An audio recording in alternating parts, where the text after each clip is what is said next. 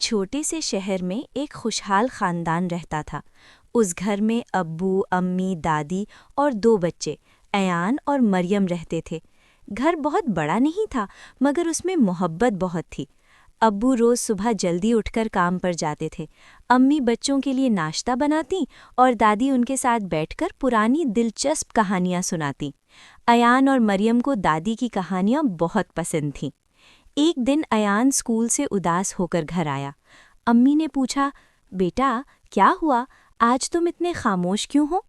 अयान ने धीरे से कहा, आज मेरा दोस्त मुझसे नाराज़ हो गया। उसने कहा कि मैं उसका अच्छा दोस्त नहीं हूँ। दादी मुस्कुराईं और अयान को अपने पास बिठाया। उन्होंने प्यार से कहा, बेटा असली दोस्ती वही होती है जिसमें माफ़ी और समझ हो। अगर तुमसे कोई गलती हुई है तो दिल से माफ़ी मांग लो। अगले दिन अयान स्कूल गया और अपने दोस्त से बोला, मुझे माफ़ कर दो, मैं तुम्हें नाराज़ नहीं करना चाहता था। उसका दोस्त भी मुस्कुरा दिया और दोनों फिर से अच्छे दोस्त बन गए। शाम को जब अयान घर लौटा तो बहुत खुश था। उसने सबको बताया कि उसकी दोस्ती फिर से हो गई है।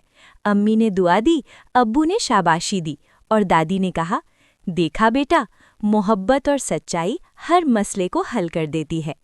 उस दिन अयान को समझ आ गया कि घर सिर्फ दीवारों से नहीं बनता, बल्कि मोहब्बत, सब्र और एक दूसरे का साथ देने से बनता है। और वही छोटा सा घर मोहब्बत की वजह से दुनिया का सबसे खूबसूरत घर बन गया।